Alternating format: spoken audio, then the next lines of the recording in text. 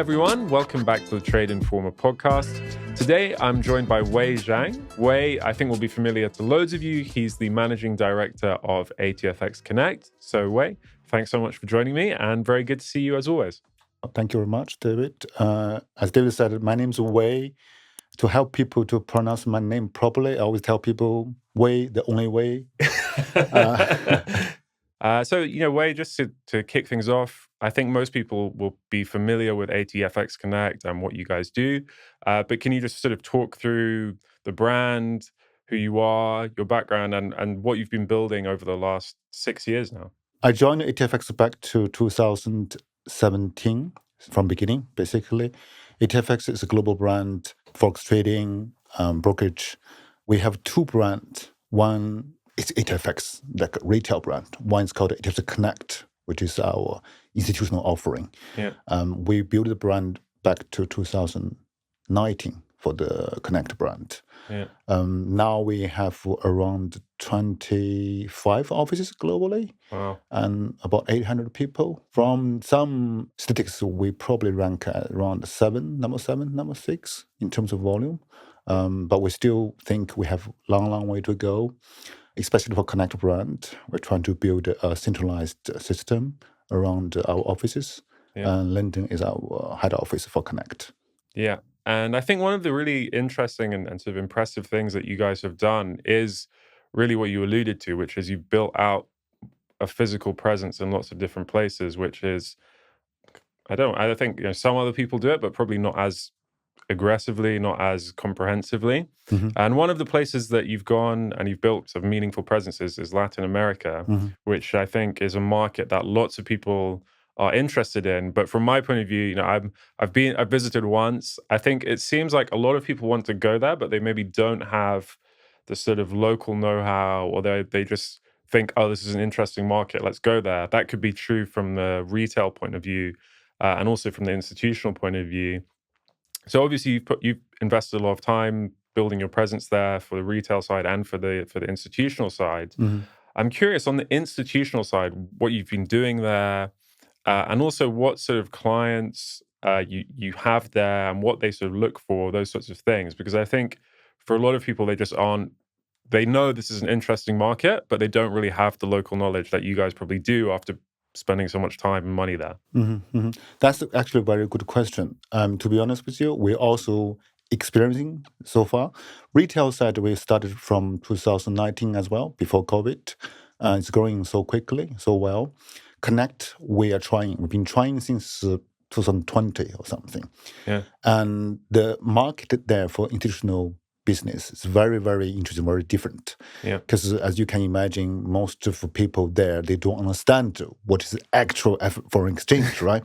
Yeah. And they don't need it. So we're trying to use the facilities, the experience we have, trying to give the local entrepreneur some help, should I say. Yeah. So we're providing white label, we're providing liquidity, we're providing some know-how, knowledge, and even help them to apply sometimes supply license, help them like as a consultant. Yeah. That's the kind of angle we're trying to build a gap. We're trying to educate them, should I say. Yeah. And is it going well? Do you feel confident that, you've invested 5 years now, that it's I think it's a slow burn? Going well as expected, but not that fast, should I say. Not that quick. Yeah. Okay. Interesting. And, another region, and again, I think this is true for sort of retail and for institutional, that people are really targeting heavily at the moment is Africa. And this is another place that, just from the outside, it feels like this is more of a recent expansion for you guys compared to Latin America. But, you've now formed this partnership with Fortress Core Connect with Danny Mawas, who we both enjoy speaking to. And can you sort of talk through what's going on there, how things are progressing there? Because it seems like, again, that's a sort of market that people like to talk about a lot, but the on the ground reality versus saying, oh, this is an exciting market, can often be quite different. Yeah, Danny would be so happy you mentioned his name. So we've been planning this for quite a long time. We've been following some people who has been doing this probably 2 or 3 years ago. Some people failed. Some people preparing to leave. Really? The license island I've been observing is to just simply providing liquidity probably is not the angle. Yeah. Because as we all know, most of retail brokers tend to take more risk than they should. So we're thinking, again, similarity to South America, we're trying to providing help and assistance. Danny is a super knowledgeable and experienced person. We think instead of have ATFX Connect brand there and Danny become our one of our staff, we think with his experience, with his ambition, we form a partnership, can really encourage himself and ourselves as well to explore the market. That's how we formed Focus Call. And also the facility he has put in place, including from beginning, how to onboard the clients, how to manage risk, even how to make the payment happen is unbelievable. So we just had some meeting recently. We're going to launch our completely white label one-stop solution for the clients, not only for Africa, but also for global market. Yeah.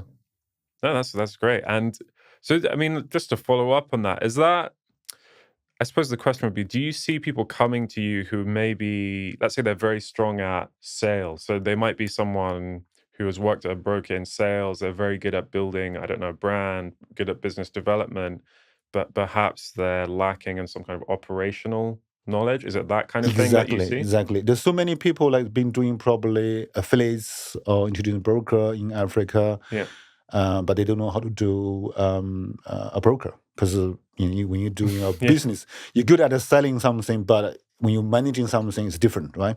There's so many things you need to look after. They just probably want to learn from us from beginning. And we don't mind it when they grow up. Probably they're going to leave. They're going to build something themselves. Want to help them at the stage. We're looking probably 2 or 3 years. We want to do long term, but we know probably after 2 or 3 years they become mature. They want to build something for their own need. We're happy with that. Yeah. No, I always think it's a bit like if you're a soldier, you're fighting on the front line. You kind of forget that there's all the logistics and operations behind you that are helping you do what you need to do. But on that point, and people sort of maybe maturing and so on, I still think even if you look at the biggest brokers in the industry, ultimately they still are going out and hedging. And a lot of the time I notice that, say, LPs they can be much smaller actually in terms of balance sheet or whatever than the broker that they're serving. But because they have some kind of experience in terms of managing risk or the way they execute trades, or they have some kind of relationship above them, they can still be a useful partner to have, even if you're a massive broker, right? And obviously one of the things you guys have done over the past few years is slowly on board with a couple of big investment banks. So I think you recently on board with Standard Chartered as your second PB. Can you sort of talk through what that actually results in? I mean, because I often think like the LP space is as competitive almost as the broker space.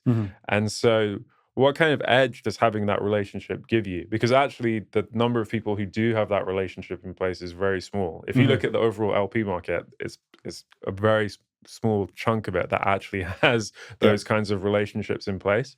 You're completely right. If you look at some of the pure institutional brokers, they're not big size, but they're very successful. But from our angle, why we want to do that? Because we have a massive retail base as well. So we have our own need. Because especially if in terms of the big volume, big positions we have, when we try to hedge with other people, we'll face some difficulty. Now, if we manage ourselves, we already, justified why we want to have a prime broker. And then we want to use the experience we had on retail and also on institute side to help other people as well. So that's kind of, help ourselves, help others. We understand what actually retail broker want. They want stability. They want, when they need it, right? Not all the retail broker want to pass everything they have. But when they want to pass normally the marketing condition is a bit difficult. They want someone stable, they want a reliable broker they can work with, transparency, consistency, everything, right? So we want to act that kind of a role for the clients. So that's the kind of angle we want. And also have one is not enough. You want to always want to have a second one. Yeah. And with that in place, the offerings for us is kind of completed. I think that's really interesting because I was speaking to someone who's works on a dealing desk about 3 months ago, and he was basically talking about, I think particularly at the moment with how volatile markets have been, it's a bit quieter in the summer, I guess. Everyone's on holiday, but definitely in sort of Q2 of this year, it felt there were a lot of things happening, and how difficult it can be to basically prevent spreads from blowing out, and also just being able to actually give clients the price that they're seeing on the screen effectively, right? So just not having huge slippage when there's some kind of market event, because that's ultimately when most people want to trade. So I suppose my questions there are really two. So one is, do you find that having these relationships makes that process easier for both for you and for either for the retail clients that you have or for the institutional clients you have? And secondly, has it been hard for the past few months, would you say, to sort of manage the risk we've seen? Because it's kind of funny. I've had really conflicting accounts. Like, on the one hand, you have people saying that it's been unbelievably good, really good for business. And then other times people are saying, no, it's been really difficult to kind of manage some of the conditions we've seen and actually, capture spread or whatever it is from those sorts of events. The first question is, I think, is a very good question. When you're dealing with one LP, firstly, I don't know. I mean, I'm assuming the LP probably also is a market maker, right? Yeah. When market condition, a financial market is a zero-sum game, right? When one side is benefiting, another side is losing. Yeah. So when market condition going against one side, the conditions or execution probably will be different. So when you're dealing with one LP, you will feel the difficulty. So with the PB in place, now you can deal with multiple LPs. But somebody probably argue, I can have multiple accounts with different LP as well, I can manage, but you're going to face some cash flow problems. Yeah. So if you long short into venues and you have double margin, as we all know. Yeah. But with PB, you can probably net off, you end up zero margin, right? Extreme example. And that's one benefit, massive benefit for very active clients. The second question, you said the last few days or few months, the condition, I can say it is difficult.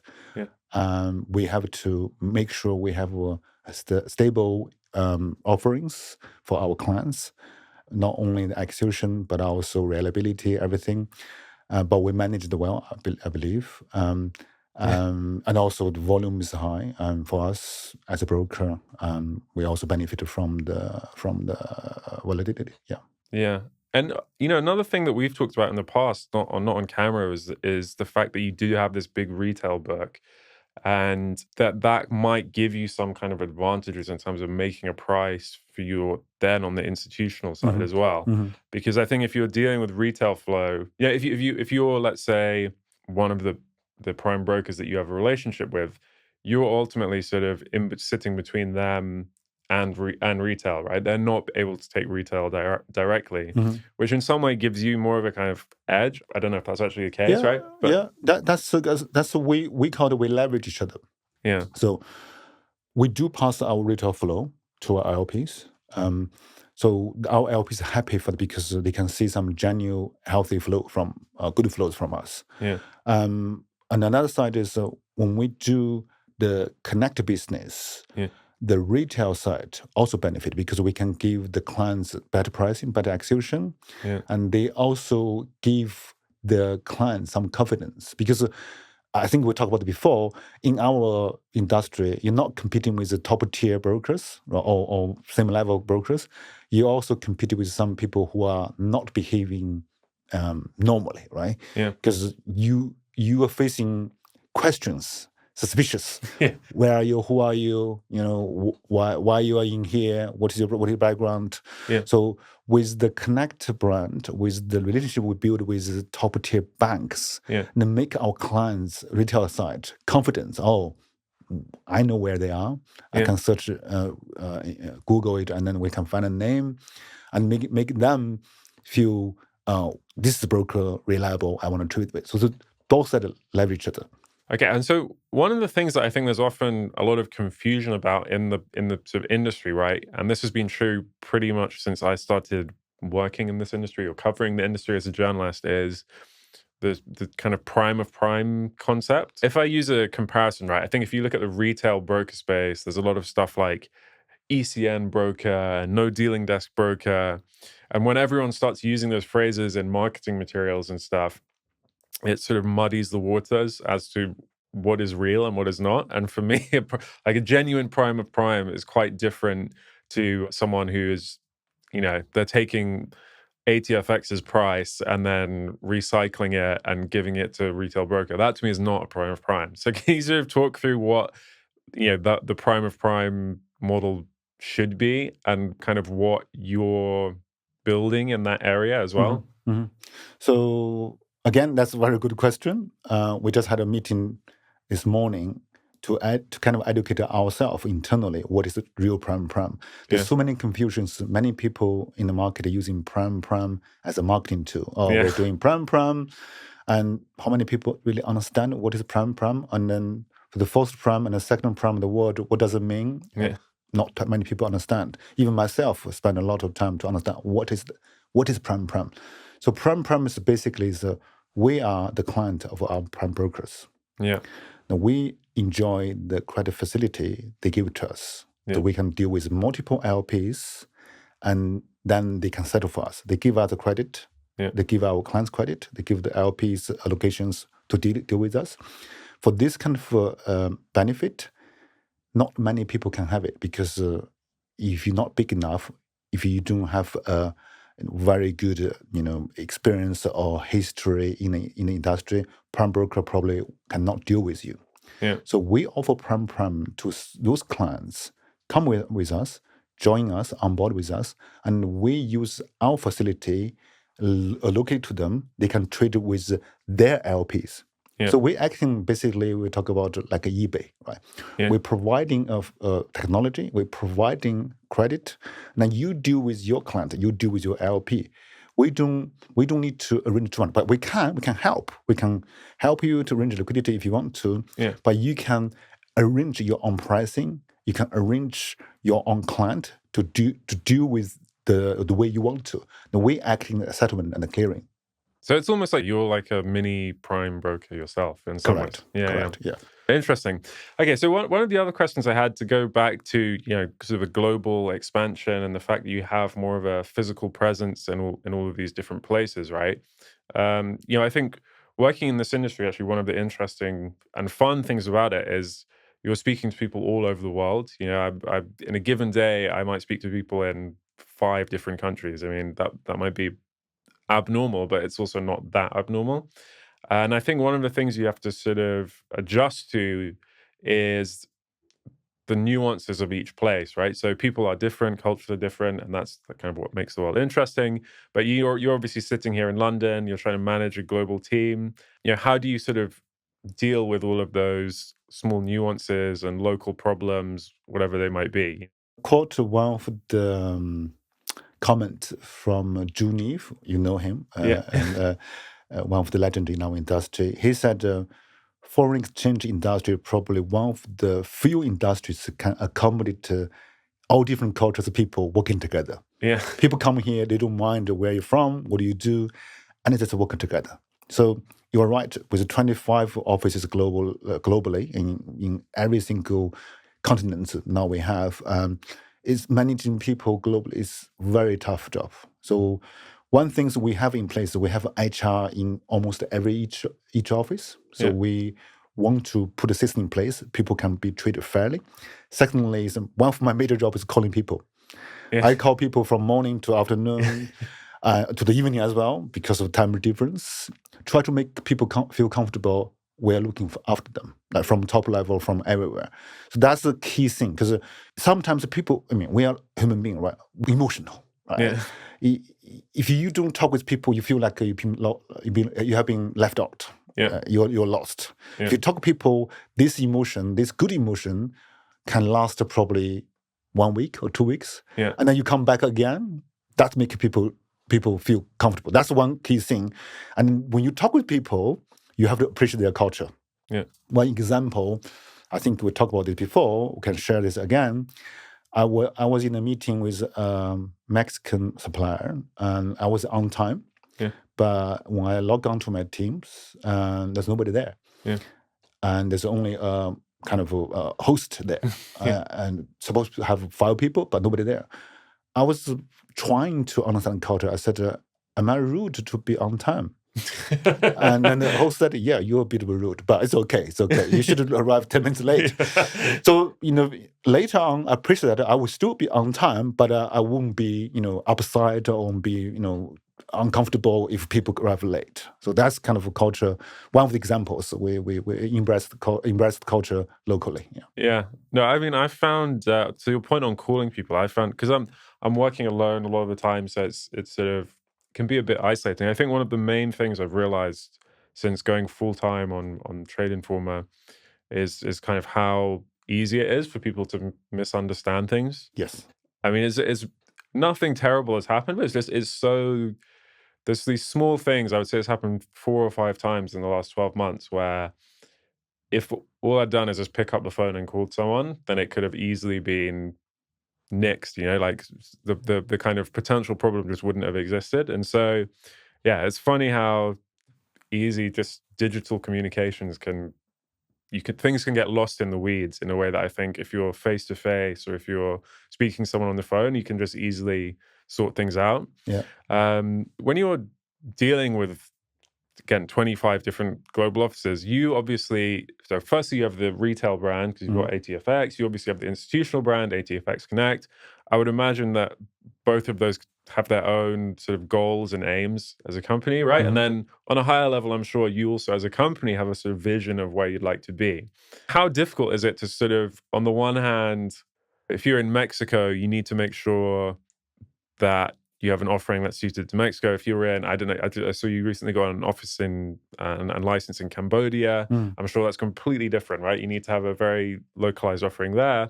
But at the same time, you have this overarching, I'm sure, vision of where the company should be and where it would like to go. So how do you sort of align people that they're on the one hand free to do what they need to do in the local market and cater to the nuances of that market, but at the same time make sure everyone is sort of unified and on the same page in terms of what the company is trying to do as a whole, if that makes sense? One simple answer is communication, I think. But if we can expand a little bit, is we empower people locally. Yeah. So almost every single office, the regional manager or country manager, they have the power to manage the team themselves. We tailor-made deals locally, especially for retail side. So for LATAM, we're offering different than the offering in Southeast Asia. So that's make people feel, oh, we understand culture. We cannot use the same deal we have in one country to attack another country because the competition, the market is different. That's one thing, I think one of the main factors of why we grow so quickly. Second thing is we have centralized marketing, centralized IT, centralized operation and payment as well. So on retail side, one of our headquarters is in Hong Kong. They have a massive operation function there. They manage this centralized. So people have to talk to the headquarters for day-to-day management. Then they immediately will know, oh, what are you thinking? What do you want me to do? This is what you want you to do. This is policy, the procedure. So we have centralized the control. And then another side, okay, go. As you example, you said soldiers, go fight, go to get what you want, but come back. We give you animation, we give you supply, we give you food, we give you clothes. Yeah. So making sure the logistics and the front line is kind of connected. Yeah. Yeah.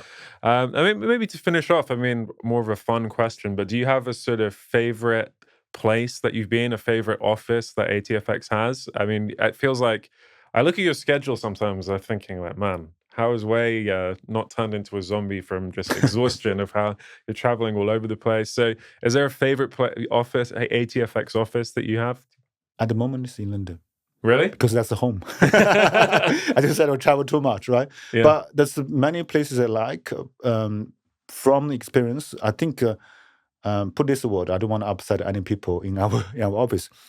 I like the office which have solved some troubles or problems. Yeah. So used to be Dubai my favorite place because I go there a lot. Yeah. And I think last few months I went there probably 6 times within 3 months. Wow. I didn't realize myself because I checked myself. Oh my God, I've been there 6 times. Yeah.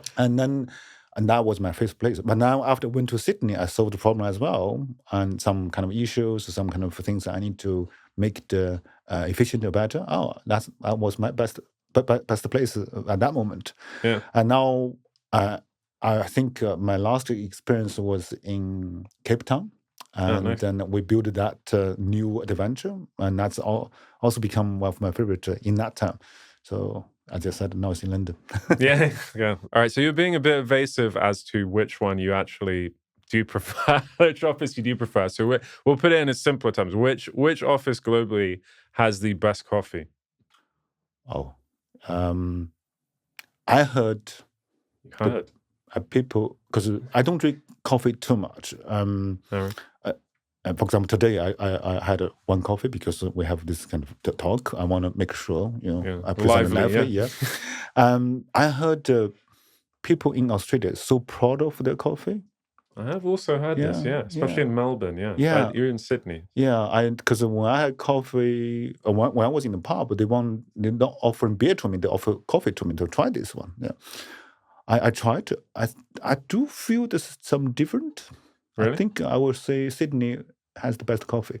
I don't imagine anywhere else will be proud of their coffee. Not Mexico or something? I don't think Mexico is proud of their food. No? Yeah, I think the one of the event we had in Thailand under gala dinner, I thought that they're gonna give some credit for the food we arranged because that's from Michelin style chef. But people from Mexico, they said, "Oh no, food is not nice. The best food is Mexican." So. You need to be more grateful, Mexican office. yeah. I was speaking to someone recently who's I guess fairly successful, and they've sort of built quite an impressive business actually, and they've gone back into a different venture because they almost got bored. It was almost like everything was running smoothly.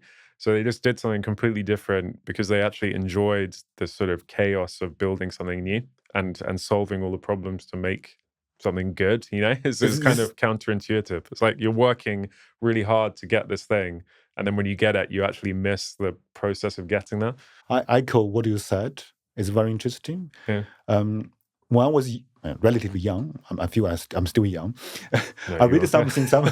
Some entrepreneur made some comments. Oh, why you have been very successful. You have built a lot of business, a good business. Why you start again? And the guy's answers, "Oh, I'm fed up. I'm bored with my business, which I have built in the last 10 years. I want to build something new."